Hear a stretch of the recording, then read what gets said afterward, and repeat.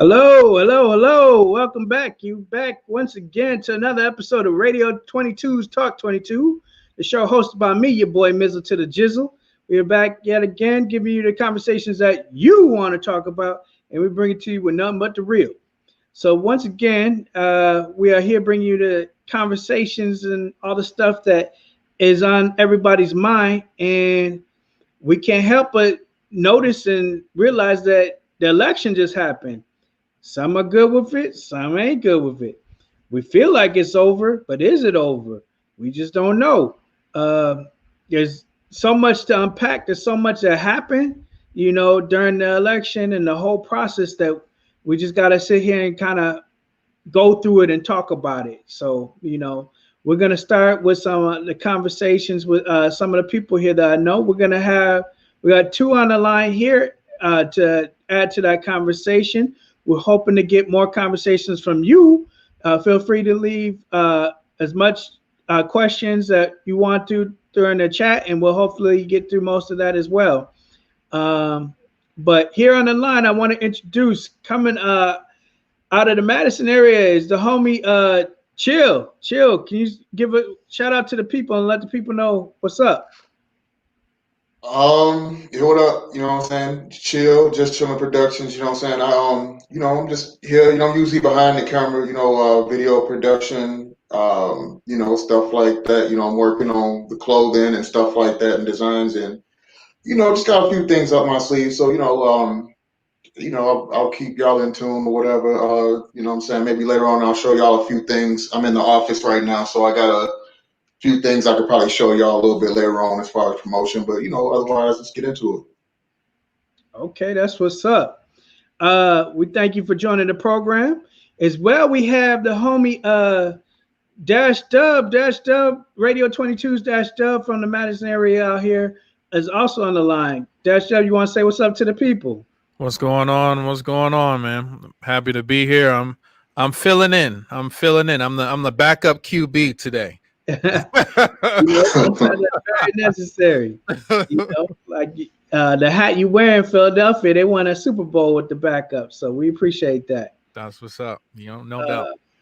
So we're gonna just jump back into it. As you know, more people may add on to the program as we go. There was supposed to be more guests onto the show today, and we will see if they join as we go. We know there's a lot of connection problems due to the storm. There's tropical storms. There's been tornadoes today. There's been all kind of weather and that's messed up a lot of the, technical difficulties. But we're going to try to work through it. So as we go, I'm going to just jump into the first question. And one of the first questions I want to ask the panel here is, did it surprise you how divided the United States was when it came to these two candidates? We looked at Joe Biden and we looked at Trump, and just looked. There just seemed to be so much division in every single state. It kind of came down to, within a few thousand votes. I mean, it was really close either way in almost every state. I mean, there wasn't very many landslides there. So I just want to get your opinion. I'm gonna start with you, Chill, and see what was your thoughts on that. Did that surprise you? I mean, kind of, not really.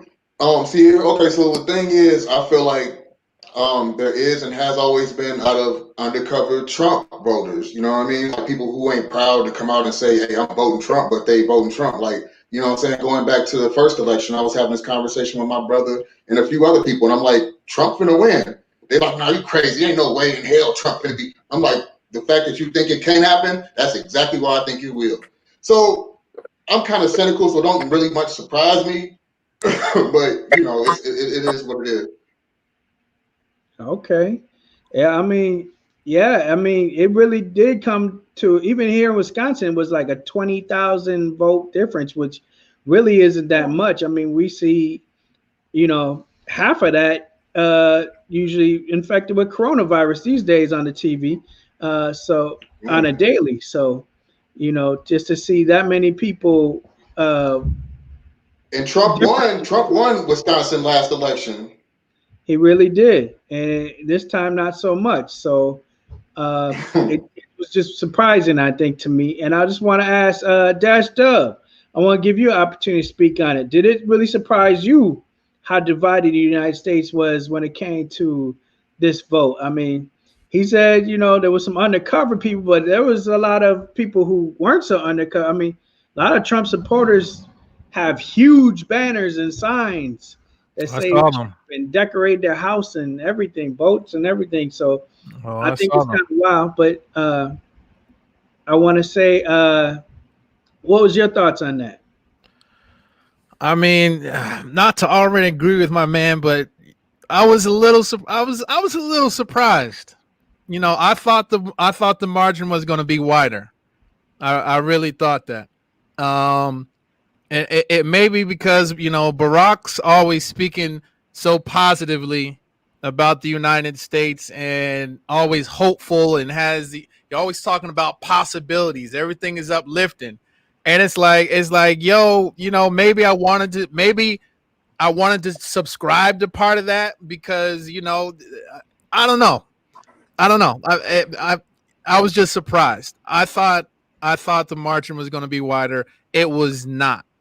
But what I'm finding out, and kind of what this whole show is about, is that like people is really voting they self interest and not much more than that.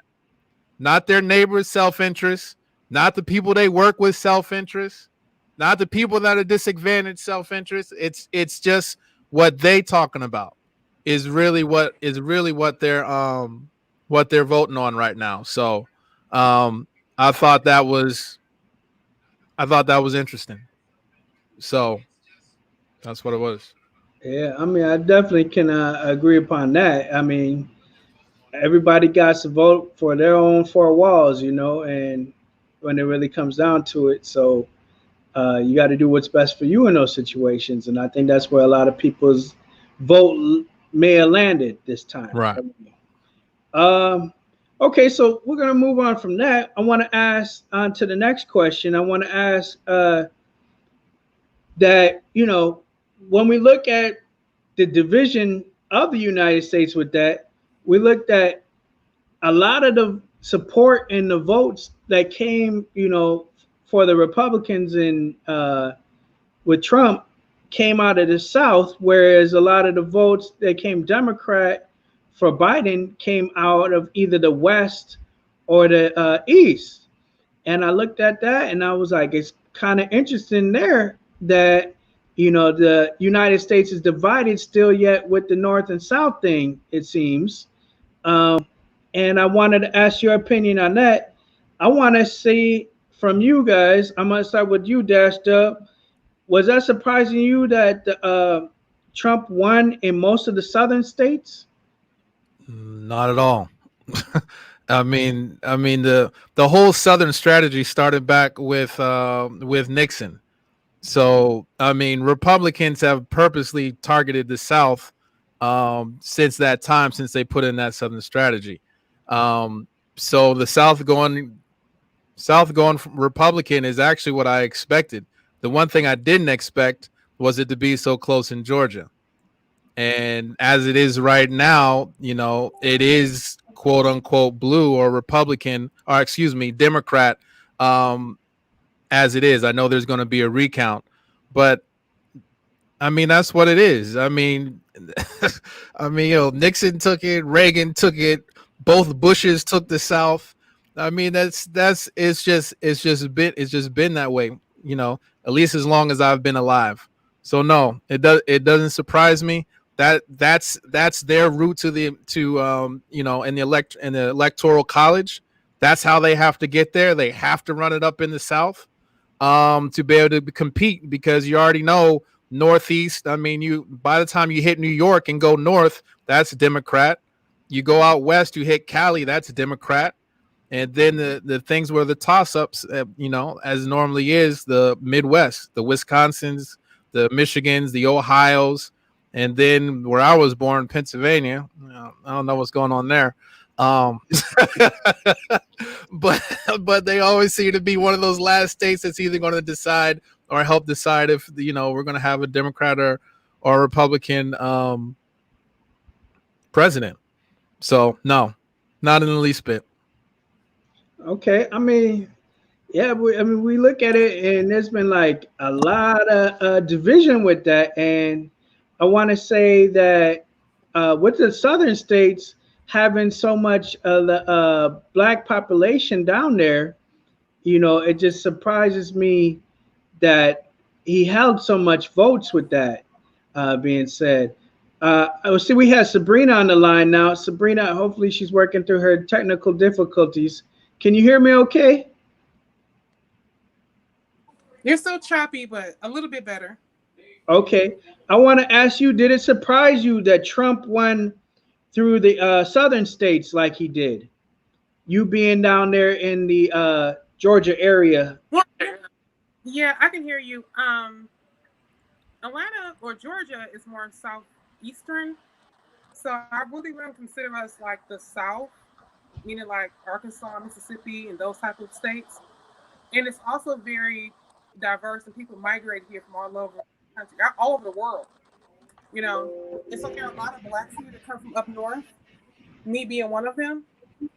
Mm-hmm. So of course, I vote Democrat and things like that. So as people continue to migrate here, hopefully we will change the color of the state. Hopefully this time we'll go blue. So. Okay. Can you hear me? I heard you perfectly. Thank you. You I want to also ask that question to get Chilla an opportunity to answer this. I mean, when we look at the division with the North and South, I mean, we've seen that through the Civil War here in the United States with the slavery and the abolitionists. And through that history, I just want to know from you, are you surprised to see that Trump and some of the thoughts and the hatred speech that he gave still rules, it seems, in the southern states as it does? No, I'm not really surprised at all. Especially since it seemed like like that Confederate flag has been coming under heat lately. You know what I'm saying? I think that may be part to do with it too. Like motherfuckers can't get over the fact they lost the war. So, you know what I'm saying? That flag still flying is just like, and then with the West Coast, you know what I'm saying? I think like California is like notoriously liberal anyways, right? So that really don't surprise me. The West Coast voting Democrat and down South kind of voting Republican, but I mean, it is what it is. Supposedly, it's a lot of black people, like probably the most in the country in like Mississippi or something like that, right? Like, you know what I'm saying? So there's a lot of black folks down south too. So I don't know what the deal is with that, how that kind of divides up amongst races, but it is what it is, I guess. Okay. I wish I could hear you guys. Damn, I just said all that for nothing. I hear you. I can hear you, Chill. She's still working through. They got tropical storms down south and whatnot. So I feel like there's been a lot of connection problems for everybody up north here. We got tornadoes and stuff, so we're trying to work through it. Shout out to Katrina that added that Stacey Abrams made the difference in Georgia, and I definitely got to agree with that. But Thanks, as we see, Georgia was one of the few states that actually went the opposite way. I mean, the rest of the southern states really came up red, so they were kind of the outlier on that one. But we're going to move on to the next question. I want to ask, do you think that in-person voting changed the outlook of this election this time around?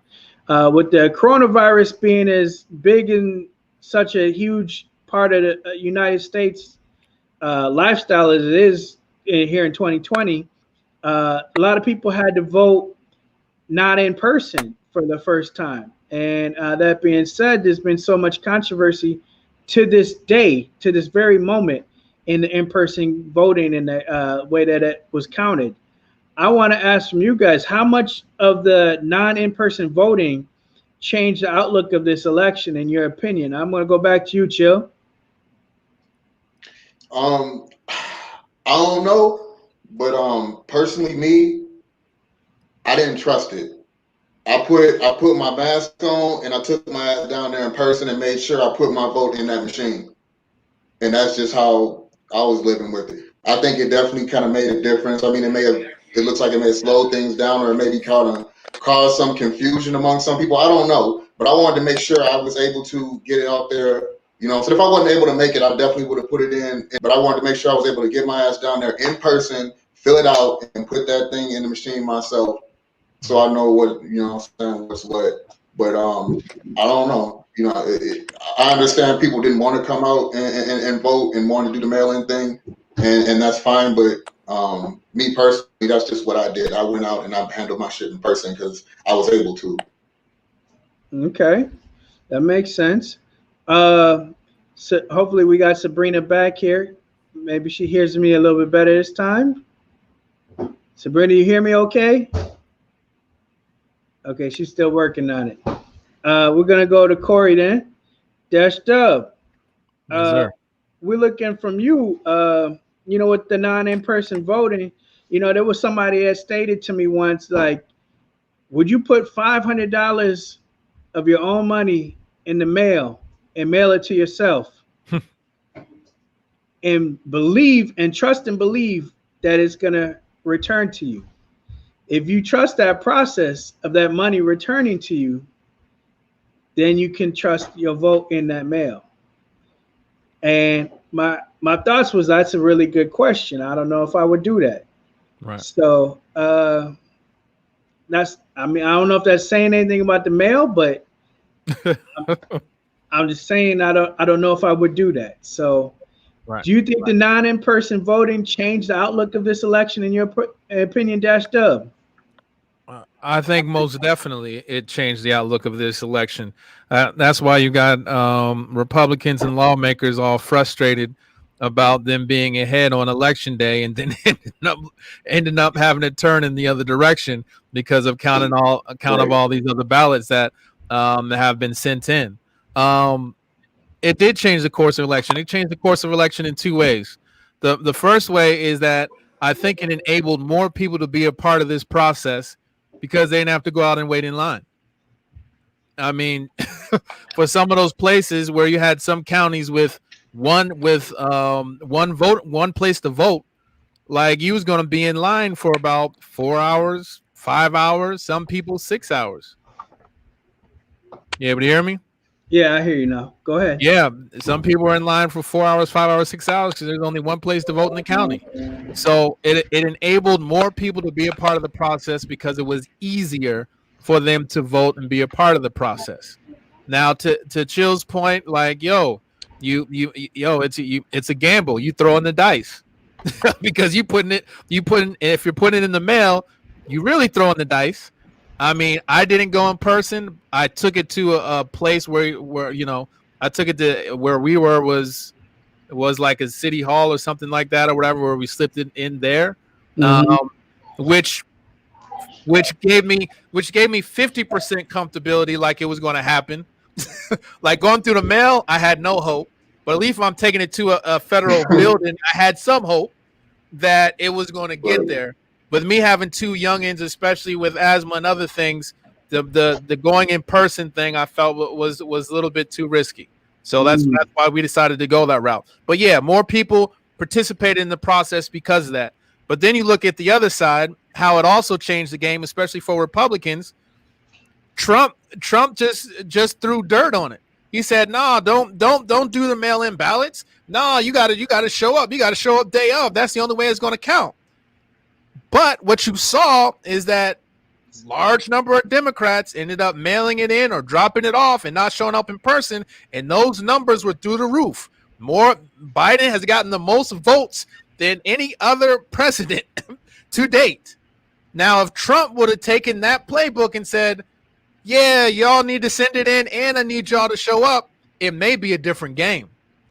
It may be a different game. We may not be sitting with Biden on top. It may be Trump on top, because like the question before when he was talking about were you surprised at the how many people voted for each side? For me, the enthusiasm for Trump surprised me, because to me he ain't done a damn thing in 4 years. But these folks was geeked. These folks were at it. I mean, I was behind enemy lines out in Sun Prairie. That's all I saw was Trump signs, trying to go to the store, trying to go to get to the highway. Every place I look is Trump, Trump, Trump. The energy was there, but he may have made the mistake by not taking advantage of that mail-in ballot, because you have people that older folks that may not want to come out of their home and be like, yo, I can't expose myself. I got pre-existing conditions. I would vote for Trump, but he told me not to mail it in because that's not going to work. And then I don't want to show up because it's too much of a risk for COVID. True enough. Yeah, shot himself in the foot.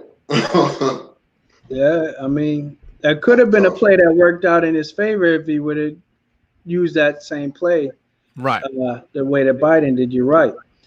I want to go on to the next question here. I want to ask, with so much being said with that vote and everything, there was so much talk about the tally of the votes and whatnot, and questions around, where these boxes that all of a sudden had these votes come from that we didn't see this box before. Now all of a sudden we found this box, and mysteriously this box all has Biden votes in it. There's been a lot of talk with that. So I want to ask the panel here. I'm gonna start back with you, Doug. I'm gonna ask, why do you think it took so long to tally the votes this year? I mean, there's been a lot of talk with that. People have made memes off of that and whatnot. Right. People saying, you could go through the line at Chick-fil-A faster than this. So yeah, you probably could. My question to you is, why do you think it took so long to tally all the votes this year? Man, because government is so ridiculously disorganized and not on the same page. It took so long because every single state has different rules and regulations in place that says when they can start counting these mail-in ballots. A slew of the states, which I think included Pennsylvania, tell me if I'm wrong, could not start counting mail-in ballots until Election Day. Yeah. They had to sit on all those ballots that people had sent in and not do a pre-tally and wait and not touch them until Election Day. So now you have, I think Wisconsin may have been one of those states. Wisconsin may have been another one. But in some of these larger states, man, like Pennsylvania got Philadelphia and they got Pittsburgh and plenty of other stuff in between. I mean, those are big areas, and you're gonna wait to start counting ballots till the day of. That makes no sense to me. I mean, it might as well be one federal regulated thing. Either everybody's going to be able to do their little pre-count, or everybody's got to wait till the end, and then don't advertise it as Election Day, advertise it as voting day, and then Election Day may be like a week later when we actually find out who it is. But it just makes no sense. It's just the system being disorganized and everybody not on the same page. And the thing that the Trump son, I think it was Eric, where he retweeted the little ballots being burned or whatever. Man, them joints were fake ballots, man. Them joints wasn't even real. There's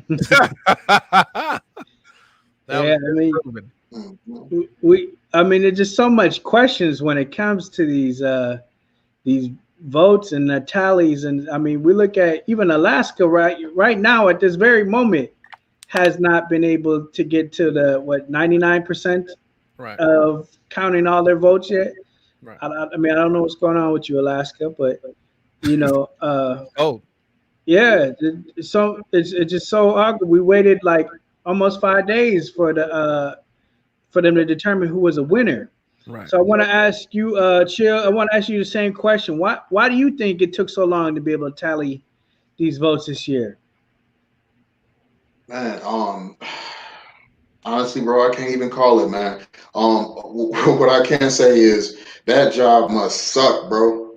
Like I wouldn't even want to be the person. I wouldn't want to be the person doing that. Aside from like having to do it and all the pressure, I'm gonna try to hold my judgments towards them, because I wouldn't want to be the motherfucker having to do that. You know what I'm saying? But supposedly like there was fraud or whatever. You heard like I heard somebody say, I forget where it was, but they said Joe Frazier dead daddy was out here voting. You know what I'm saying? the boxer. You know what I mean? Smoking Like, dope. yeah, they said his daddy was out here voting. That man passed away. You know, down goes Frazier. But Smoking like, you dope. know, so it's apparently it was dead people voting. You know what I'm saying? Maybe, you know what I'm saying, maybe Prince voted, Mike, you know what I'm saying, Michael Jackson or whatever, and they maybe had to weed that out or whatever was going on. But I don't know, honestly. But you know, I mean, I understand though it's a job I wouldn't want to have. So if I did have it, I'd probably be there doing it reluctantly. So it'll probably take me a minute. You know what I'm saying? Because I'd be like, damn, I gotta sit here and do this like, you know, tedious ass, like, you know what I mean, and the people on my ass, and you know what I mean. I don't know, but you know what I mean. It just don't seem like something that'll be fun to do. So I imagine like the people ain't like enthusiastic about doing it. I hear you on But that. that's just me though. It's gotta be Now, a challenge. can I quick interject? Also, shout out to our military people overseas. A lot of their ballots, they have up to 5 days after the election for them to get their ballots tallied as well. So you got people, you know, you got military people spread out all over, military, Navy, Air Force, and things of that sort spread out all over the world. Yo, they deserve the right to vote as well. So if we need to wait a couple of days to make sure that, you know, they have the opportunity to be a part of this process.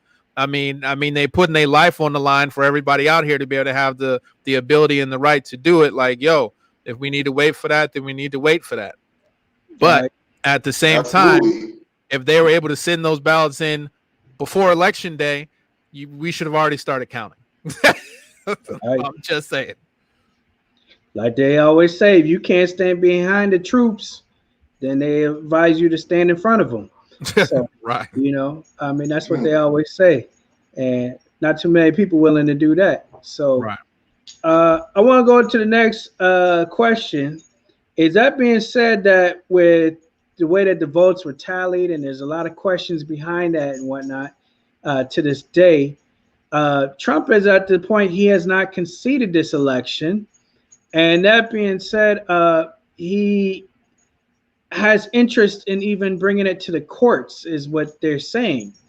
We look at it, he has appointed 3 of the Supreme Court judges himself just within his 4-year term. And my question to the panel is, do you think that it's in his best interest, after appointing 3 Supreme Court judges, is in Trump's interest to challenge these results? I'm gonna go back to you, Chill. What's your thoughts on that? I mean, if that fact, you know what I'm saying, makes it a little more likely that he could come out as a winner, then I guess it would be in his interest. To be honest, like I'd rather he not, but I can't be mad if like there is some way that this could benefit him that he's pursuing it. You know what I mean? Like I don't see no other reason why he would be, but like yeah, if appointing those 3 judges could somehow help him, you know what I'm saying, do what it is that he needs to do, then it definitely makes sense that it would be in his interest to challenge whatever the results be, you know, be it right or wrong or whatever. Appointed I think I want to hear her name. I think it's Amy Coney Barrett. When Ruth Bader Ginsburg died or whatever, right? I think that was the day they decided. So I don't know. And then,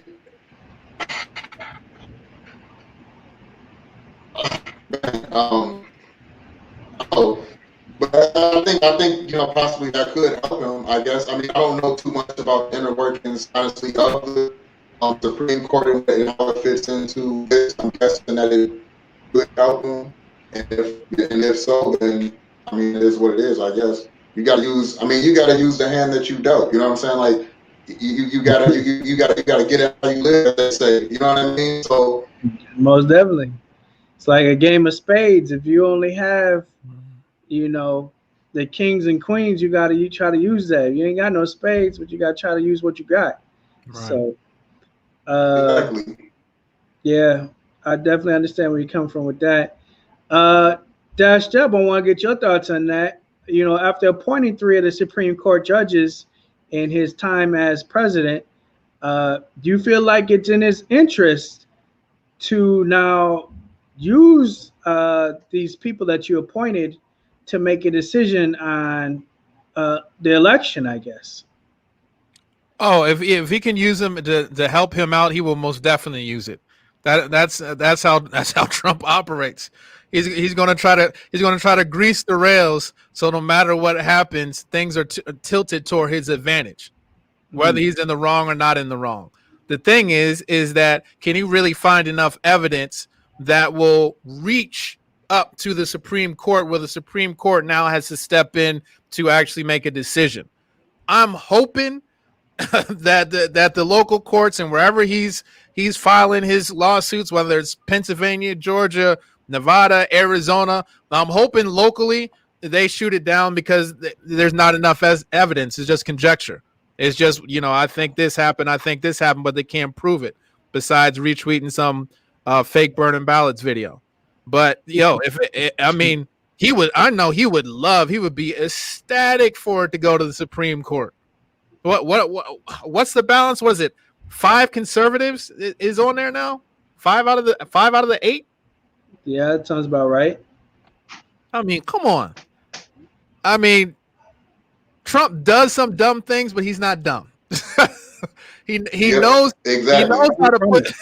He knows how to put things in it. He knows how to stack the deck, basically. Since we're on the card thing, he knows how to stack the deck. And he knew that this possibly could come up. That's why he done jammed old girl through for the Supreme Court in like 2 weeks. Really? Really?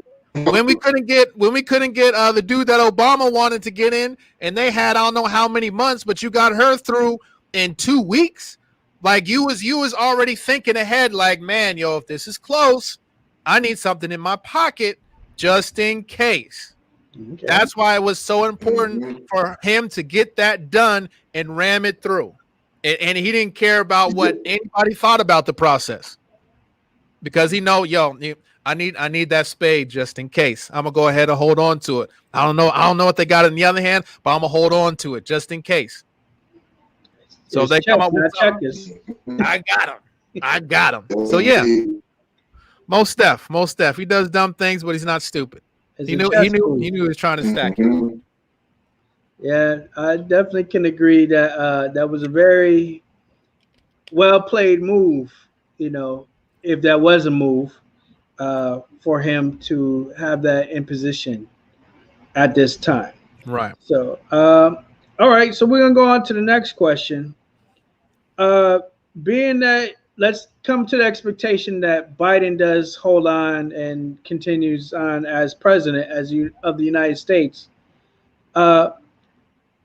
What should we expect of Biden these next 4 years? Ooh. I'm gonna go back to you, Des. Oh, you going to me? What should we expect of Biden? Let him talk first. Yeah. Oh man, that's a question I wish I would have better prepared for. Honestly, I don't know. So here's why I say that. I wish I could tell you. I wish I could say, he's gonna do a bunch of stuff for black folks. He's gonna fix the COVID pandemic. He's gonna repair the economy. He's gonna get things back to normal. That's probably me being more hopeful than believing that it can happen. And here's why. Just like I was asking when we had Sabrina on here about what's going on with that runoff in Georgia with those 2 Senate seats. That is going to be very important.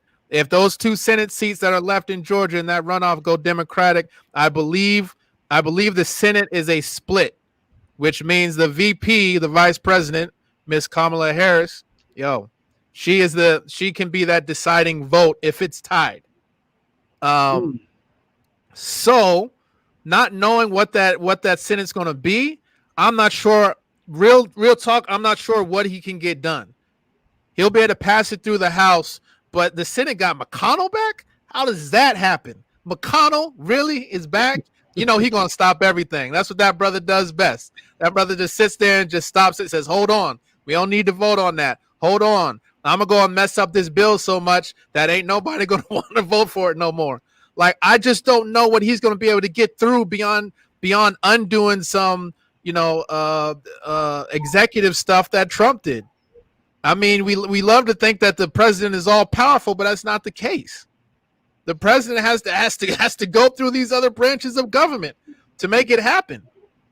Right. And so, yeah, we should be hopeful. I mean, we got to hang on to something. So I'm not saying not to be hopeful and be positive, but at the same time, it needs to be a reality check to be like, yo, what can you actually get through if the Republicans hold the Senate? What can you actually get done? Obama was able to get stuff done in his first 4 years his first 2 years because he had the Senate and he had the House when he first came in, and he was able to get the ball rolling and get the economy recovered and try to push some things through because he didn't have any opposition. Once that flipped, it got a lot harder, and then people was looking at Obama like, why didn't you do this? Why didn't you do that? You didn't get nothing done. It's not all on him because you got to go through those other branches of government. So true. What can we expect? Not to have CNN having breaking news every 2 hours because somebody's doing something crazy at the White House. We can expect that. We can expect, things to somewhat, at least with our allies, be somewhat normal, if quote unquote ever normal is. But as far as what's going to get executed here, I got to see what's going to happen in that Senate. I'm going to be real. Okay. Chill. We saw when the election results came through, we saw people across the whole United States dancing in the street, popping bottles. We saw. Yeah, it was like breaking 2 electric boogaloo. Yeah, we saw so much craziness and wildness during that time. But we also heard from people like Ice Cube, who tried to put his movements through for Black people during that time. And the question was, Ice Cube said, he was working on a bill with Trump that could have got many benefits for the Black people. For the Black people. And he's feeling like, what should we now expect from Biden in these 4 years? Because he also came to Biden with the same thing and got nowhere. So he feels like we made a mistake. And I guess my question to you is, what should we expect from Biden these next 4 years? All right. Well, okay. So first off, you know what I'm saying? I voted for Biden. You know what I'm saying? But I'm gonna hold off on pop locking in the streets until I see what he actually do. You know what I'm saying? That's how I'm gonna play it, because the thing is, and this is where it's about to get real. The thing is, I didn't necessarily vote for Biden. I voted against Trump. I'm not necessarily too thrilled about Biden either, if I'm keeping it to 1,000 to be exact. I voted against Trump. You know what I'm saying? So with that being said, I'm definitely going to And so I'm going to be there. I'm going to be scrutinizing. I'm going to be, following up on my vote, because he's not just off the hook like that. Like I said, I voted against someone. You know what I'm saying? Not necessarily for someone. Right. So and honestly I'm getting tired of doing that. So I would like next election for me to be able to actually vote for someone instead of voting against somebody. You know what I mean? That's where I'm at with it. So, but yeah, I mean, hopefully they do great things. I'm gonna have my eye on them. Like I said, I'm gonna hold off from doing the robot, you know what I'm saying, in traffic before I see what's going on. Okay, fair enough.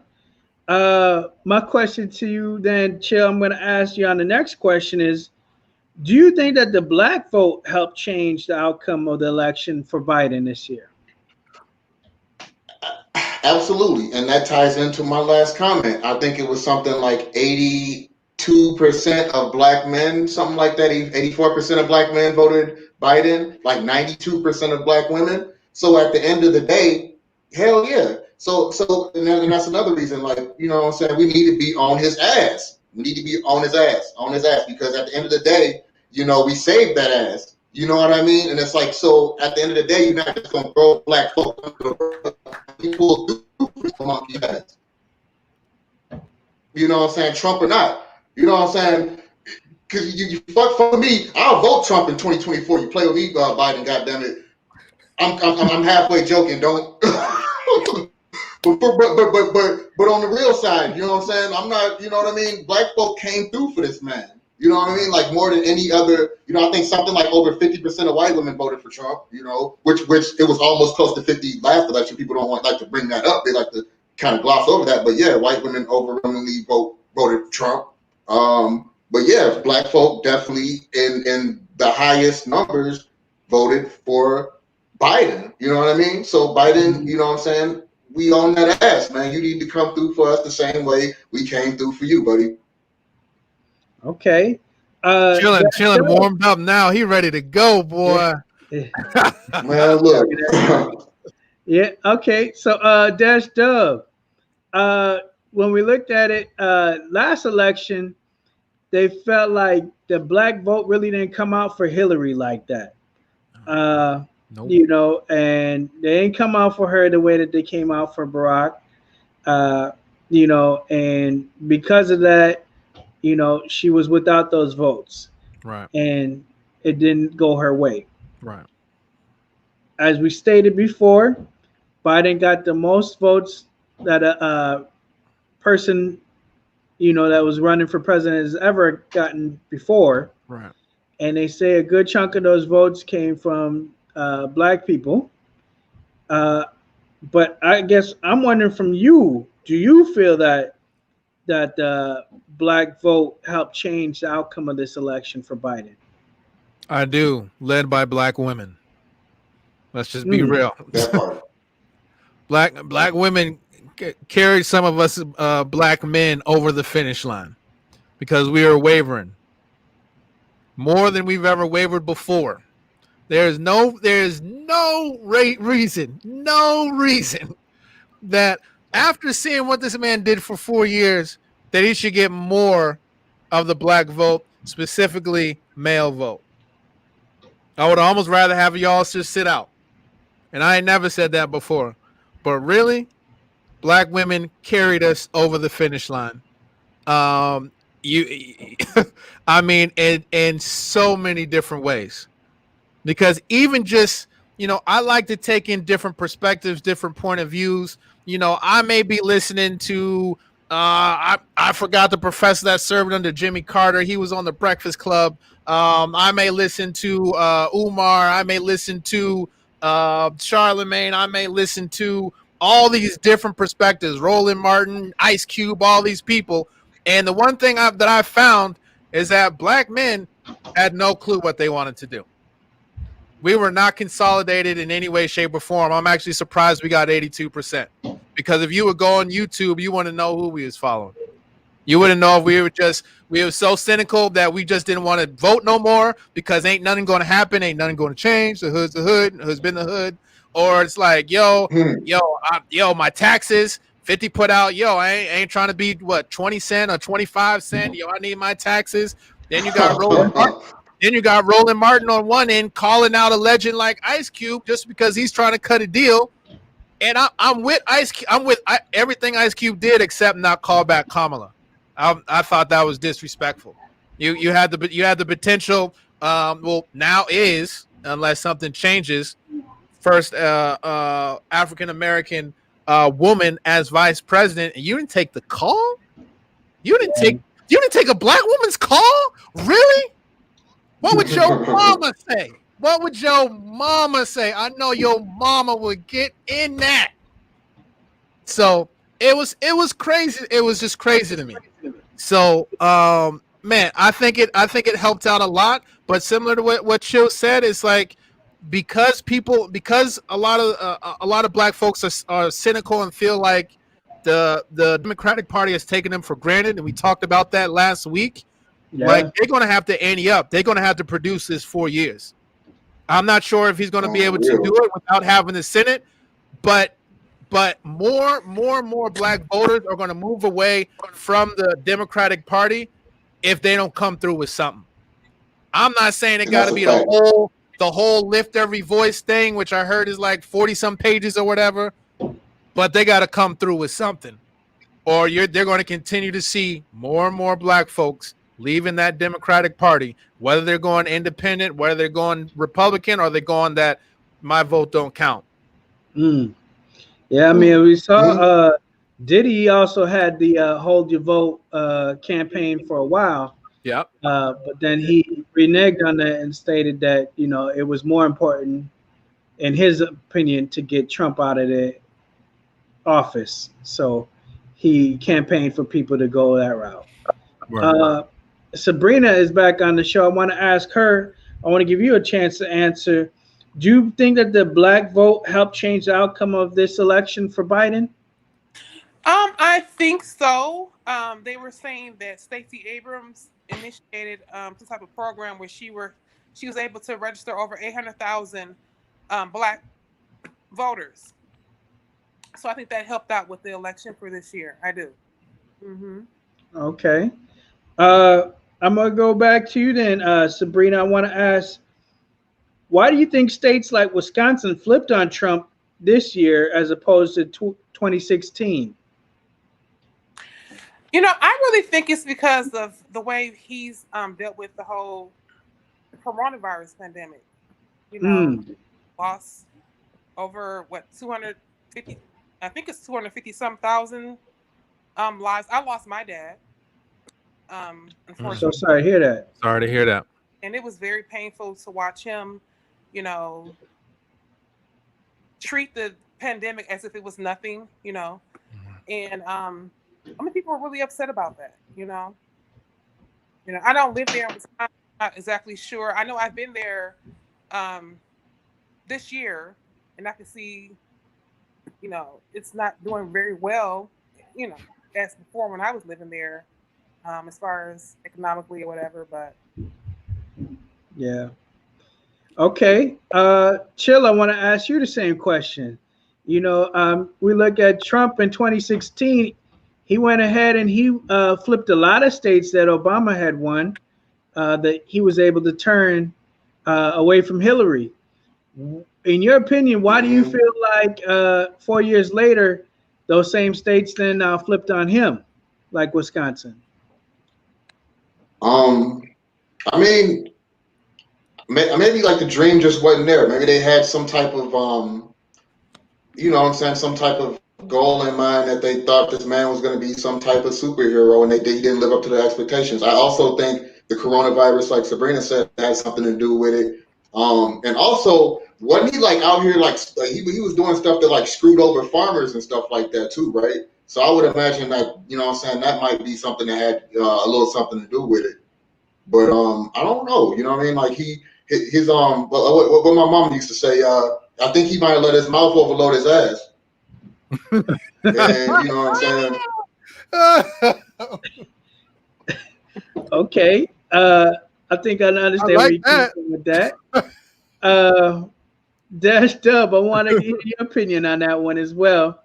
When we look at Trump's first campaign to this campaign, he was able to give that swagger and give that talk, and he gave a lot of that talk out to a lot of these communities, more than Hillary could do, I guess, at the time.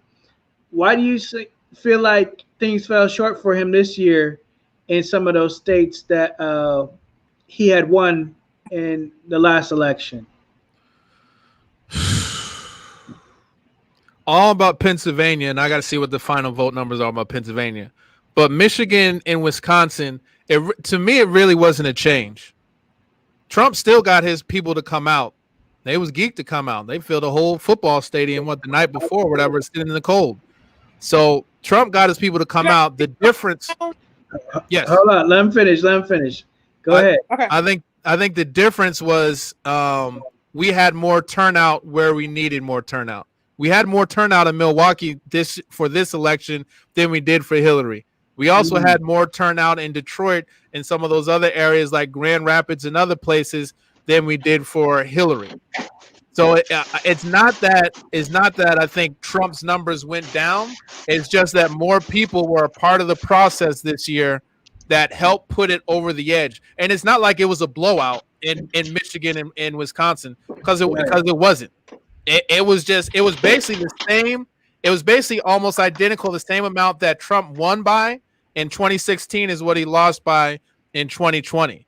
And anybody in Wisconsin knows that if you look at their phone and you look at their text messages and you see that you look at their voicemails, them Wisconsin Dems have been on it like nobody I have ever seen. I was getting texts and calls twice a day. You had Bang on the show that was talking about, man, y'all forced me to the other side because y'all keep harassing me. They was on it. And to their credit, they got people over the finish line and got enough people to participate to change the tide. So, I mean, it may have been really irritating to me. Even though I kept telling them, like, I'm already voting for y'all. Like, why do y'all keep hitting me up? Yeah, I got the mail-in ballot. It's already submitted. Why y'all keep hitting me up? But they was on it. So more support this time. Sabrina had something more to say. Sabrina, can you add more to that question? Wait, what did you say? You had something more to add to that? Did you have more to add to that question?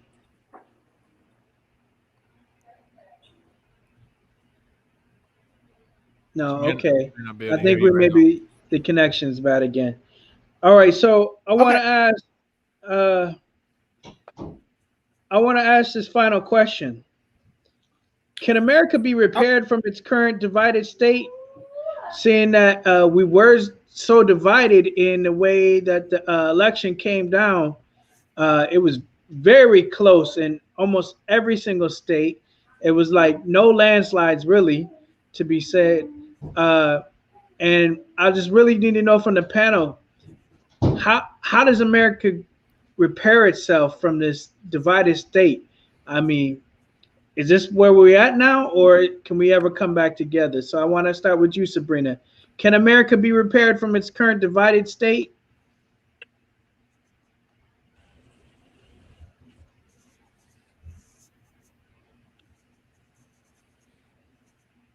Can you hear me? Can America be repaired, Sabrina?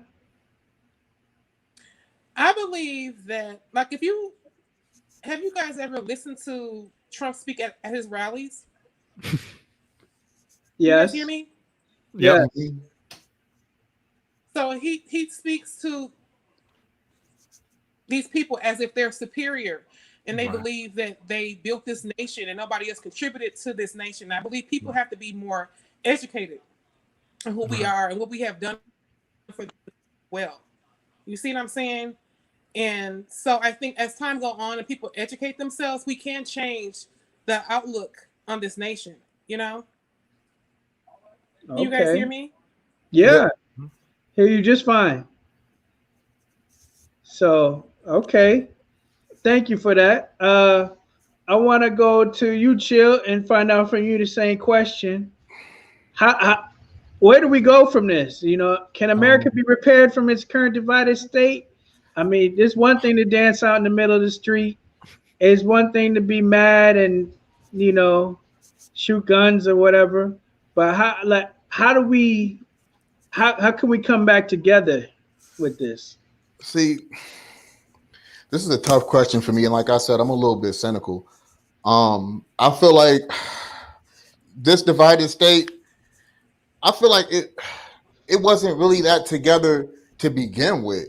I mean, this is bigger than Trump to me. Like, Trump may have fed the masses, what they wanted to eat, but this is bigger than Trump. You know what I mean? Like, Trump didn't just come in and everybody was like, oh, let's just start being hateful. These people were hateful and they found somebody to endorse what the fuck they were saying.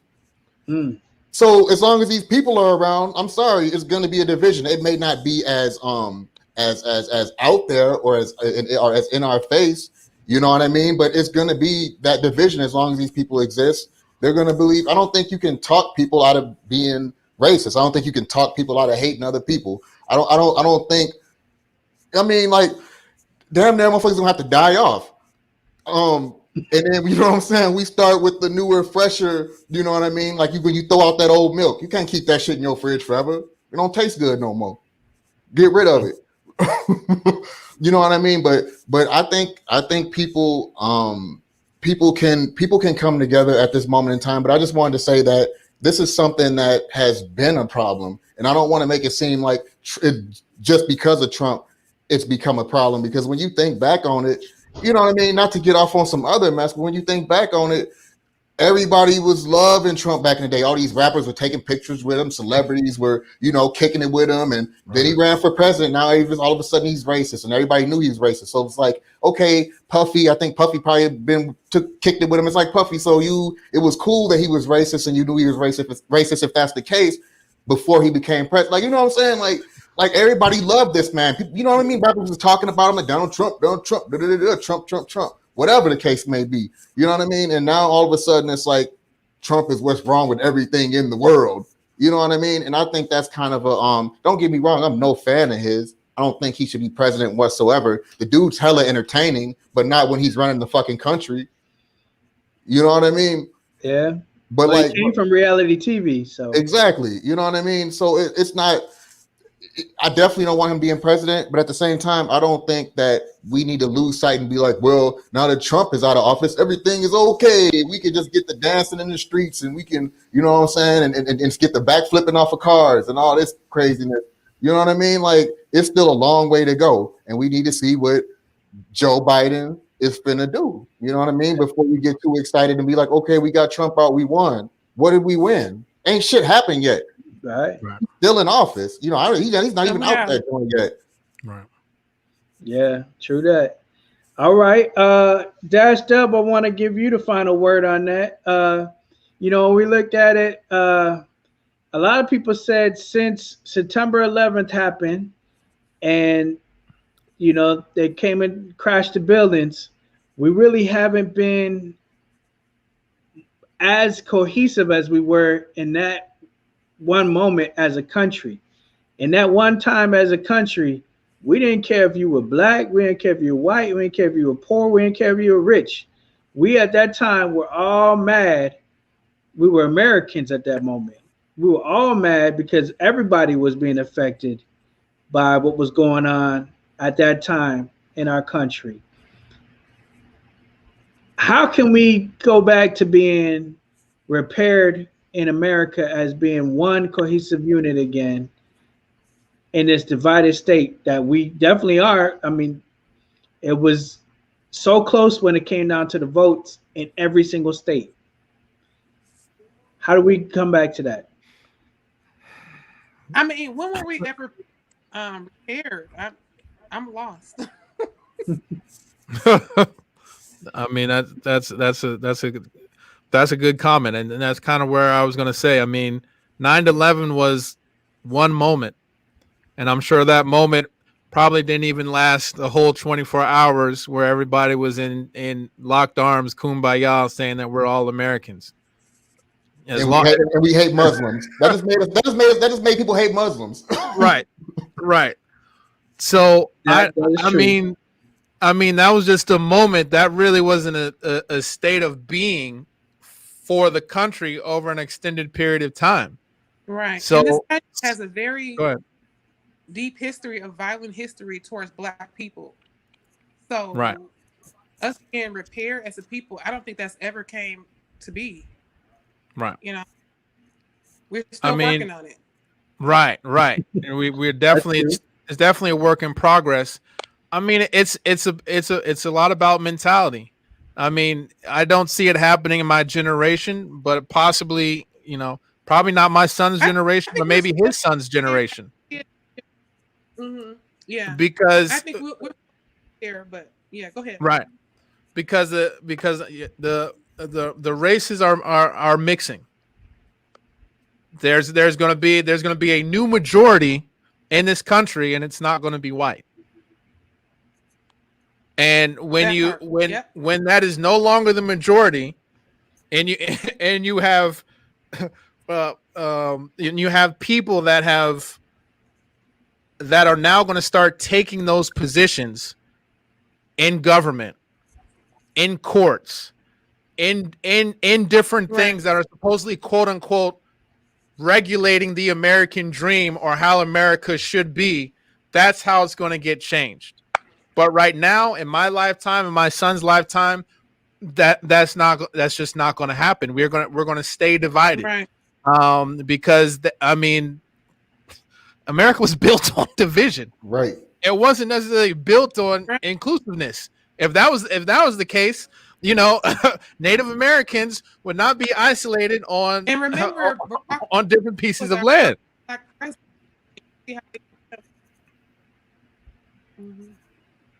And the same thing with slaves. I mean, it was built on division. They didn't go over to Africa and say, "Hey, why don't you come here and share this land with us?" Because we're all equal. Because now we're all quote unquote Americans. That was never. There's always been a superior we were never and an inferior group, and that's how America is. Capitalistic society, capitalism. That's what it's built on. Until you tear that down, then it's going to be the same thing. It's just going to be a different guy. Just like Chill said, it was before Trump. Trump just amplified it.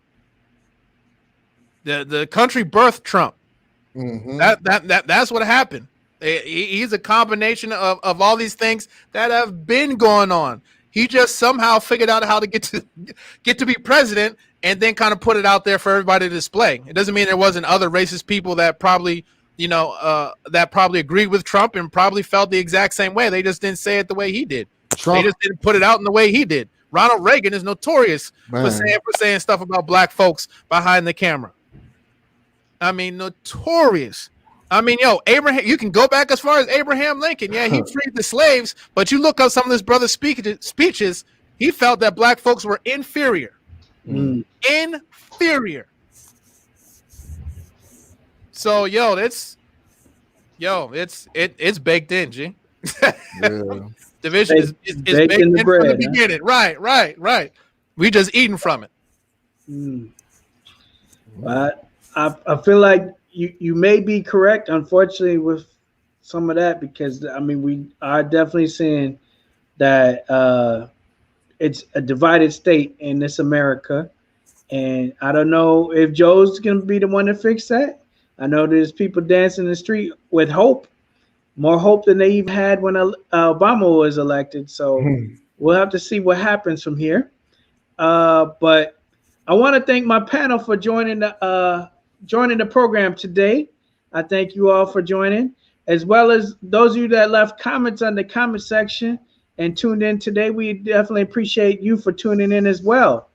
I want to thank Chill. Can you let the people know what you've been working on these days and where they can find you? Yeah, for sure. I'm still doing out doing my video stuff. I've been trying to readjust since Corona. I'm probably gonna get a time to chill, start it back up, do all that. I got the the clothing, popping off. I'm in the office right now. It's my chill pay the bill shirt. Hold on. let me see if I got let me see right here. I got these. Hold up, let me see real quick. We got these joints right here. They've been liking these ones. Let me see if I can bust one of these open for y'all. You know what I'm saying? These the on my kids tees. You know what I'm saying? On my kids. Okay. But you know what I'm saying? A little something for everybody. Yeah. So I'm just trying to get back on track. I got a meeting this week with Yankuba from African American Fits, and we're gonna see if we can put something together. Something nice. I need to get in tune with Corey because I got a few things I want to run by him too. But I just got to get back well adjusted, man. Get on my stuff, man. I finally got my office space and stuff like that. So now I'm just getting adjusted and just getting my business, you know what I'm saying, back in running order, man. But yeah, you know what I'm saying, reach out, anybody out there, man, you know what I'm saying, holla at me. You got any ideas, anything that you want to do, you want to get more in detail about what I'm doing and maybe how you can be involved. I'm always inclusive and I'm always willing to work with new people, inviting new ideas, man. I'm just trying to make it happen. Feel me? Straight entrepreneur. I respect that. We thank you for joining the program. Yep. We had Sabrina also on the program. She's had some connection issues, but we want to definitely share her. I believe she had her Instagram available.